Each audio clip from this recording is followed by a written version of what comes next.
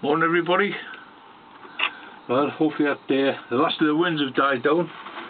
We got rid of Storm Deirdre the other day. That blew a hoolie right over.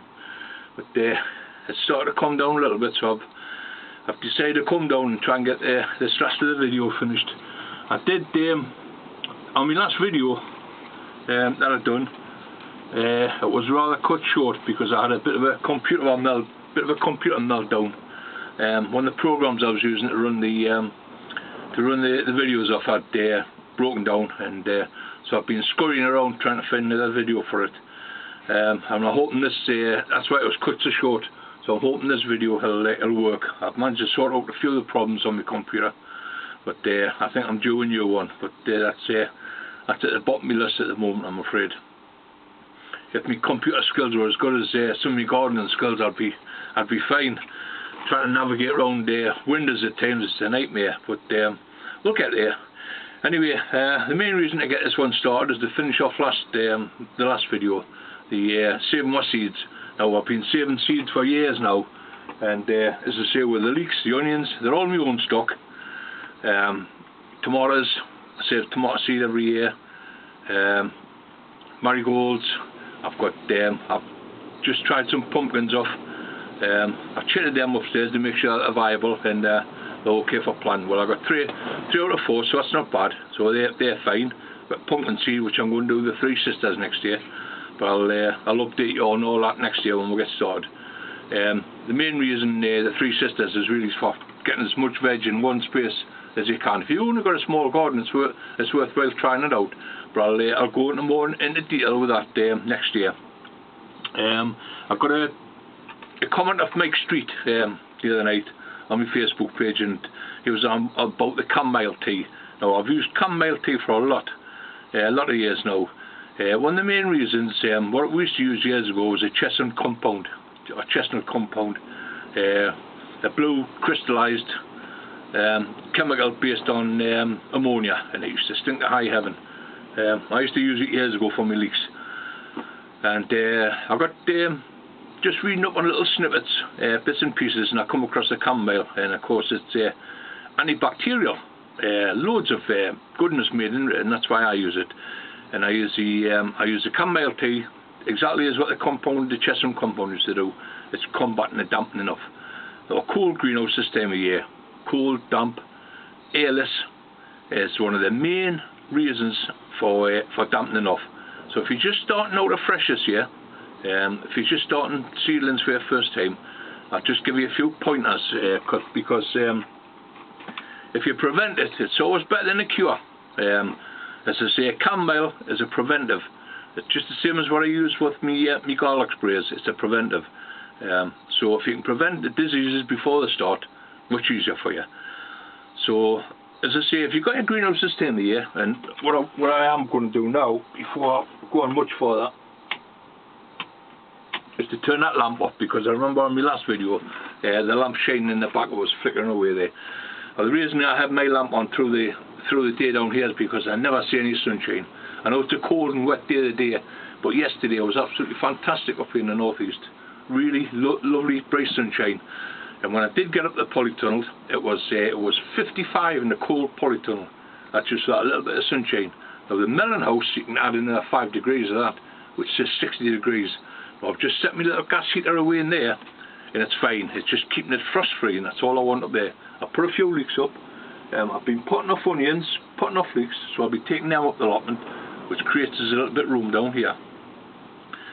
But as I say, if you've got your greenhouse up and run, if you're starting it, one of the main reasons is your vents. Now, I normally have my vent open every day, just a fraction. It's just the airflow. Let the air flow around, nice fresh air. Water, never overwater too much. Cool, damp compost is one of the main reasons. That's why I always like to put a sand mixture in my compost.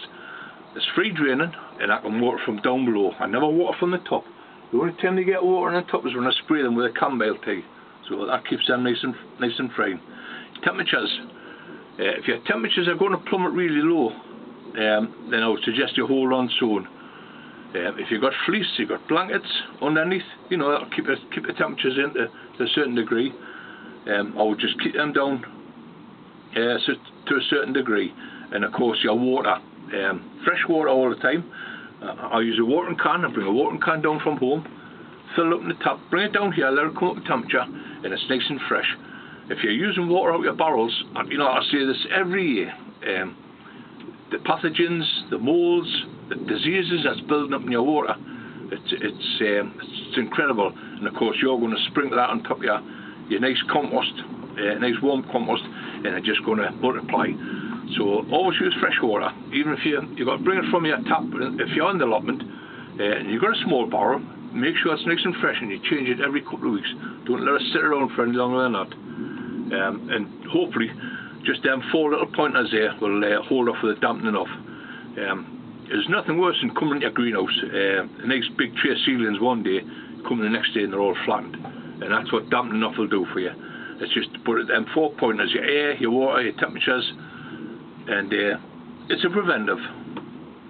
So what I'm going to do today, I'm back up the plot, because I'm finishing the rest of the seed sown, or the ones I've collected. I've collected loads of seed, drying them off. Now I'm really chuffed with them this year, and of course they're the onions that I saved from last year. As I say, I showed them in the last video. Everybody's starting to set theirs away from seed now, but I'm quite happy just letting mine sit in here, in my greenhouse down here. It's only 50, 55 in here, never any more than that. But I'm hoping for some good, strong onions off them this year. I know Carl commented the other day about what was to shaving onions ready for the pips or the grass. Well, it's exactly the same as what the leek is. It throws a head up, it throws the seed head up, and you can shave the seed off, or you can leave the seed heads on for them to dry out to get your seed off them. But a lot of big growers like to shave them off, and that produces pods at the bottom of all the stems that are grown from it, or it produces grass. The little bulbils, they'll shoot away, and you get a nice green top on it, and they're ready for planting out. A lot of this is grass. Some of them are bulbils. I've got bulbils over the back here. And these I'm going to start today.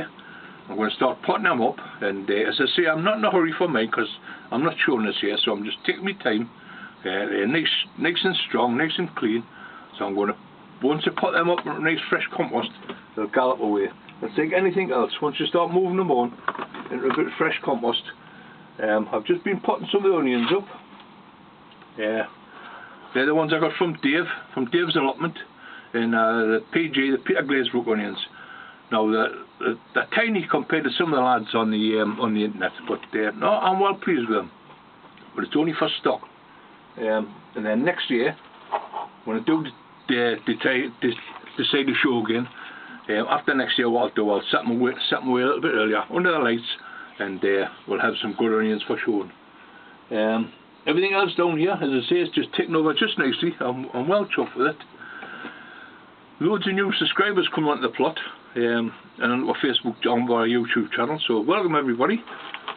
What I'm going to do this afternoon, I'm going to get myself up the garden. I know if the sun shines, it's set to clear up a little bit in the northeast here. So what I'm going to do, I'm going to pop up the garden. Roger's been up there today finishing off the last of the strawberries. So what we're going to do, we're going to finish off the video today. I'll show you what I've been doing with some of the seedlings up there. What I've been doing, or what Roger's been doing up the tunnels. We've got all our cabbages planted out. We've got our Japanese onions planted out. Well pleased with them. The chrysanths, I brought them all inside. The dahlias are all set up on their beds now. I've got a little bit of heat up there, so I'm over the moon with that. So what I'm going to do this afternoon, I'll show you the last of the seeds that we've taken off. And the grapevine. That's one job I must do this week.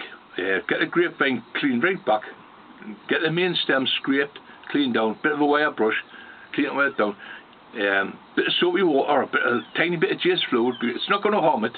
As you know me, I don't like using any chemicals at all. Put a bit of J's fluid in the water, it'll clean that stem down lovely, and any bugs that's hiding in, mealy bugs, anything like that, that's sticking to the stem, it'll clean them off. And what I'll do, I'll cut it right back, but I'm not going to dump all the stuff. What I want to do is some nice whips, first year whips. I let grow on. I didn't clip them right back like I normally do. I've let the whips grow, and I'm going to take the whips off today, and I'm going to use them for cuttings. So I'm going to, what I'll do at the end of this week, because we must start on the strawberries, getting them inside. As you know, we do them in 3 lots, our strawberries. So we'll start the first ones off this weekend, because you've got the solstice on Friday, the shortest day of the year. That's great, and I love that day, me, because I know after that day we're heading on towards for springtime. So what I'll do, I'll take the whips off, I'll cut them back, some nice cuttings. I'll show you how to do your grapevine cuttings, and then we'll start on the strawberries. So that's the plan for this week. But for today, I'm going to finish this video off down here. I've got a little bit potting off to do some of these leeks, and I'm heading off up the plot, and I'll see you up there, and I'll get this video finished today. Okay, so I'll see you all again soon.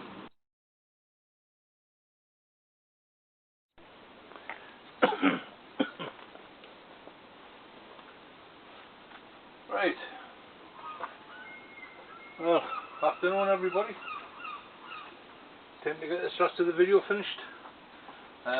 As I was talking about the other day, it's all about seed saving. I like to save as much seed as I can of my own, from marigold to tomatoes, leeks, onions, a lot of annuals flowering. And Joyce Hennigan was on about the other day, one of the members, and one about the marigolds. So I did have a dozen that I had put to one side on the staging outside, just young plants, and they were left there all summer. But what we did get is some nice, lovely big seed heads of them. I've just been in that pot for a couple of days, so my idea now is to take them back down home and spread them out on a piece of newspaper, and they'll dry out lovely, and then just open the heads up. And out of each head you should get about a good couple of dozen seed. Now that's just a small amount in that pot, and that'll do me for at least 3 trayfuls of marigolds. And what I like to do, I like to just grow the marigolds up into a tray till they get decent size, and then just split them up into single pots, grow them on, and then they get planted out in amongst the tomatoes, the sweet corn, everything, in both the tunnels. And it just gives it a bit protection from whitefly. Whitefly hate the smell of marigolds. So yeah, I've tried it for years, and it seems to work well with us. So as I say, that's my next lot of seed. I've got an onion down home, which I'm setting away for seed. It's one of the Billy Lamb ones. That's already done. It's just in a 50-55. It's not too much heat. It's just the same as what my leeks are in, and that's starting to take root. So I'm well pleased with that. I'm looking forward to getting a nice head off there, and hopefully we'll get some nice pips of it next year for the following year. So as I say, I like to be at least a year ahead, 2 years ahead. The show leeks that I did, I took all the heads off the show leeks that had been shaved, and we've got quite a few pips off them. We've got pips off some, and we've got grass off the other ones. So what we did, we've taken a good selection of each one, and I've got about 10 dozen at home grown away nicely. So what I did last week, I emptied the pot out. As I mentioned in my last video, you get side shoots growing away from your leek. A lot of the lads refer to them as knackers. So what I did, I took the pot out, and there was some lovely, on the side shoots, there were some lovely big roots. So I cleaned them right back, pulled all the old skins off them, right down to the bulb, cut the roots, shaved the roots down, not too much, just give them a cutting with the scissors, and give them a good dosing with yellow sulphur on the bottom, and then repotted them up, and that's them there now. I've got 6 of them out of the 3 pots. Absolutely fantastic. Nice looking leeks. They'll stop in here over the winter. Just a bit of a light spray and watered. That's all I'll get, just to keep any bugs off them. And what will happen with them next year, in January and February, I'll pop them up into a big black bucket, and I'll sit outside on the bench for right through until August time, when I'll bring them back inside ready for shaving. And hopefully September, October, we'll get some nice grass off them, or seed head, because they're a good strain of leek. So once again, you can your options are left open for you. What I did do in the last video, I got all the chrysanths and the dahlias done, and already they're, as I say, they're romping away, and it's just no heat whatsoever in here, just a cool greenhouse. I've put them down here, give them a good spray and a good cleaning, and already there's nice fresh buds on there. So I'm well chuffed with that. I'm just going to leave them down here in the cool tunnel, and hopefully by December what I'll do is I'll put them on a gentle heat. I'm going to put the gas heater on in the melon house, and that's only to keep it frost free. No more than that. 50, 55, the same as what I've got at home. I don't like to force anything up. So the 6 will go down home. The 6 that I want, the big show ones, I'll take down home, and the rest will go in the melon house. So we'll get plenty of cuttings off them come late January, early February, to start with new stock off for next year. So that's another thing. The dahlias are all done. They're lovely. I've managed to get them potted up, get them cleaned down. They're all in their trays, and they'll sit there now until December, and then we'll lift them out of their dormancy. As I noticed the other day, there's a couple of little green buds on them, but what I like to do with them is, because I've got them well covered up with a good bit compost, what I like to do with them is to bring them out to their dormancy and get them a good spraying with some hot water, and that'll hopefully, once I've put them on the heat, another dusting of yellow sulphur. Check the tubers when we lift them, just to make sure there's no rot in them. Give them another dusting, and then set them on their heat trays, and that's just a tray, ordinary seed tray, with some nice compost in. Set them in there. They're buried about an inch deep at the most, and hopefully we'll throw some lovely new shoots for next year. We didn't have many flowers in this year. As I say, with my accident, I was set right back. But yeah, hopefully we'll get there. We just finished this tunnel off last week. Me and Roger, we've got in amongst it. We've got all our spring cabbages planted out. We've got a couple of rows of Japanese onions here because we had that little bit of room. Now the spring cabbage in here are dumping. The nice short pointed ones. I've got some spring cabbage over in the tunnel, in the 100-foot greenhouse, but I need that bed cleaned out really, so what I've done, I've put a couple of rows of cabbage in there. Normally I just have it in one. I've been sent some great, fantastic tomatoes off some of the lads. Chris Evans, thanks mate, I've got them yesterday. I meant to reply to them on Facebook yesterday, but I'm not getting around with it. But I've got 4 lots of championship tomatoes off Chris Evans. And absolutely marvellous. I'm over the moon with them. I've got 4 from him. I've got 3 different varieties from Rod Halliwell. I've got another variety of one of the other lads, so that's 8, and then I've got 4 of my own, so that's 12.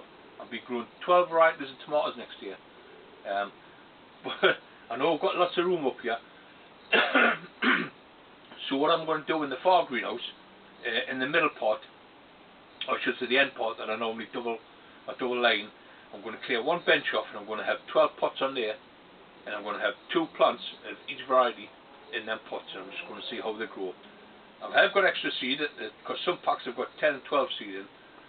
I will be sowing them all, and I'll be sharing them around with family and friends, and we'll just what we'll do, we'll go right through the year, and we'll check on the breeds, on the strains, and we'll check on how they grow. I'm going to grow them all exactly the same. They're not going to be in any heat. They're going to be grown cold. Just a cold greenhouse. How I like to grow my own, my money maker, my Spanish tomato and my American tomato. I always like to have a cold zone of them. So what we'll do with them, with the ones that I'm getting, I'll also make a cold zone, so they're all the same size when planting out. And we'll take it from there, and we'll see what sort of crop we'll get from them. But yeah, I'm really looking forward to next year. I've got some lovely seeds. As I said, Dean was up the other week, Dean Hood, and he dropped us off some chili seed, some extra leeks. So I've got another good strain of leeks down there. I think that Ellie's from Paul Rochester. So that's another good strain. What I did manage to do the other day is, while I was potting on the greenhouse here, I'll just show you. These are the big flower pots that we like to keep. You can get them from the fruiters, or some of the shops will sell you them, like the Morrisons. So what I did with that, I half filled it with compost. I made my own compost up, and I added a half a bag of good rotted horse manure with it, and then a couple of handfuls of bone meal. Topped the pots up to halfway mark, or 3/4 mark, and what I did, I've sowed 3 lovely big garlic bulbs. Now these are just cleaned down last week. I've been that far behind this year. I've still got garlic just sitting in there. So what I did, I gave them a good cleaning down, took all the old skins off them, separated them, put them in a bag, plastic bag, and took a good handful of yellow sulphur in, gave it a good shape in the bag, and they're all been well coated with yellow sulphur. And I put 3 in each pot. Now I need to get a table outside. Sometime this week I need to put a table out It's where the strawberries are going to come from. The strawberries are going to come down here and sit outside until January. So I need the table down here outside the polytunnel, so it makes it easier for bringing them in here. But also 12 pots of garlics will sit outside on there, because really garlic need a really good freezing, just the same as what your fruit does. They need a really good freezing. So what I'll do is I'll bring the table down with the strawberries on, and I'll put the garlics on there, and the garlics can sit outside till February, beginning of March. And once they start shooting, I can bring them inside here. And all that is just to make sure they don't get any rust on them, because when you've got leeks and onions, any of the allium found on the outside, 9 times out of 10 you're prone to rust, especially over the winter, the cooler months. So my idea is to get them inside, give them a spraying, give them a clean up, and then they can just crop it from inside the tunnel. Normally I put them in the beds. Normally I have them in black pots, and I take the pots out into the beds and have a line of garlic growing up by your side. I've just never had the time for that this year, so what I've done, I've just put them straight in their big black pots, and they will crop from them black pots all summer. We'll stop in there, then July we'll empty them out, and hopefully we'll get a nice big garlic bulb. I'm not going to bother with scrapes this year. A lot of people just let the scrapes go in the garlic. I'm just going to cut them right back from the bottom, and hopefully that'll give all the goodness back into the bulbs. That's another one. So the garlics are done. My onions are well away. Well chuffed with them. I'm going to start potting them up maybe this next week. Once we get into December, middle of December, normally I'm just starting to sow seed then. I've got 3 or 4 varieties still to go in yet. I've still got some mammoth seed.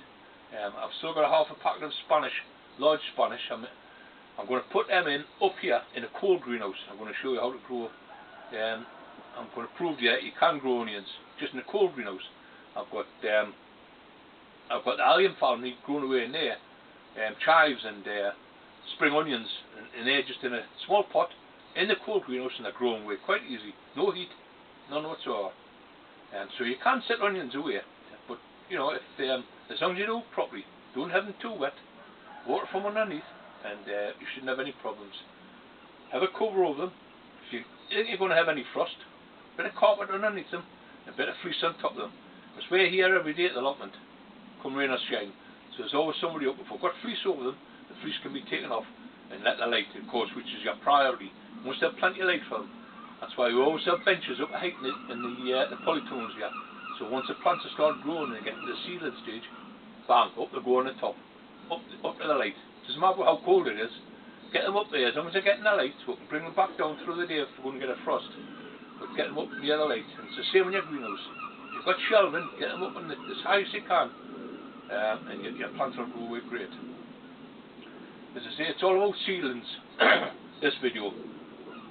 What I did, what I mentioned the other night on my Facebook page, I mentioned the pumpkins. I got a pumpkin off the son. His grandson had a couple of pumpkins on the Halloween. One he hollowed out, and I took all the seed off him. I dried the seed out. It was lovely big seed. Only a small pumpkin, and this is just what I want for the bottom tunnel when I do the 3 sisters next year. So I want some nice small pumpkins. So these seed are my saved seed. So rather than plant them all in individual pots, which I will do, I wanted to try them first. So I've got a little plastic container, just from the chimneys. Put a little bit of toilet paper in the bottom, a little bit of tissue, and dampen it down. Put the seed on, and then I put it up a height on top of my boiler, the hot water boiler in the house. Not too much heat, just enough heat coming off the gas. And within 3 days they've sprouted, so I'm well pleased with that. Out of the 4 seed I put in, 3 of them have chitted. As I say, normally I don't chit seeds. When I send away for mine, if you send away for a British company, and I've got 3 good companies that I use, I don't bother chitting the seed, because I know that they're a good firm, good company, and you always get first class seed from them. So I never bother chitting them. But with my own seed, you're not guaranteed a good turnout. So that's why I put 4 away now and chitted them to see if they would sprout. And as I say, 3 out of 4 sprouted. So if I've got a tray of 24 in individual cell trays, I'll sow a full tray of them, 24, with the hopefully I'll get 12 good plants out of them 24. Any extras I can give away to friends, family. But I want to get 12 good ones, and what I'll do is I'll put 6 down either side of the polytunnel. You might think it's a lot, but it's a 40-foot polytunnel. So what I want them to do, I want them pumpkins to spread right out. I'll have the sweet corns in first, 2 rows of sweet corn, followed by runner beans, a couple of runner beans for each plant. But what I'm going to do next year, I'm going to change the way I did it. Because what I did first, I put the sweet corn in, and then I sowed the runner beans about a fortnight later. Now I think I should have been a little bit earlier than that, because what happened as the sweet corn grew, and the squashes that I had in started growing, were actually blanking out the light for the beans to grow. So I only got a couple of beans really come through, and it was a pretty poor crop. But this year, it's all about timing. It's getting your timing for your seeds and which is going to grow. Get your sweet corn in, get your beans growing on it, then put your squashes in. The squashes will cover your canopy, get rid of all the weeds, keep it nice and moist, keep the roots moist, and the beans will be way up the side of the sweet corn, and hopefully you should get 3 crops out of 1 bed. So if anybody's just got a small bed at home and you want to try this, by all means, I'll be talking about it again in January and February when we start prepping the seeds, because I'll not be sowing until about March time. At the moment we're getting this bottom tunnel ready for the early potatoes. They'll be planted in January, and I'll not be expecting to take them out till May. So really I don't need my corn until May. I'll be growing them on in pots just like this, 9cm pots. I'll have a nice big corn ready for planting out. As soon as the tatties come out, the corns will go in, and hopefully I'll have some smaller beans to stick down the sides of them to get a good hold before the pumpkins go in. So that's going to be the way I'm growing next year. But I'll take you through all that next year. As I say, if you've only got a little patch, you'd be surprised at how much veg you can get out of this little patch. Me and Dean talked about it a couple of weeks ago. So this is just one way of doing companion planting. And if it works for me, it'll work for you. But I'll talk about it in a lot more detail around about the February-March time when we start saving my seed. But for the time being, I'm over the moon. We're getting work done, slowly but surely. We've got a few more repairs to do in the backyard and the polytunnel. A few repairs to do in the greenhouse, but no doubt we'll get them done before the Christmas. And then we'll get ourselves ready for a whole new season. Get your light boxes ready. If you're sowing in the home, fine. Just make sure you make yourself a little light box. If you go back to my videos in January, you can see how I made my light box. And you'd be surprised how much light reflects off these boxes into your seedlings. Like me, I'll be starting geraniums, basilises, chilies. We're starting all them from January. Just a tad heat upstairs in my loft. I've got a Velux window, and I'll use a light box to transfer light onto them seedlings. Or I might sow them in the melon house here. When I get the dahlias and the chrysanths up and running, I'll turn the gas on just on number 1, and that'll keep it frost free, and that's all I want. As long as I've got around about the 45 to 50 mark in here, I'll be over the moon. And you'd be surprised at how many seedlings you can grow in that temperature. But that's it for now. Just one more thing before I knock off. My YouTube channel, I had loads of new subscribers, loads of them over the last couple of weeks. But I will get round to saying hi to everybody once I get turned round. As I say, I've had a hectic year with my injury, and I'm not over it yet, not by a long chalk. February before the framework comes off my leg, so I'm it's light at the end of the tunnel, put it that way. So I'm looking forward to that. But yeah, I'd like to say thanks to all the new subscribers. Welcome to the plot. Don't forget to subscribe. Don't forget to share if you like what. I hope you're getting something from what we're doing up here. As I say, we're basic gardeners, me and Roger. We're trying to be as organic and as plant and family and animal friendly as we can. Some of our methods you might think are a little bit kooky, but believe you me, we wouldn't be doing them if they didn't work for us.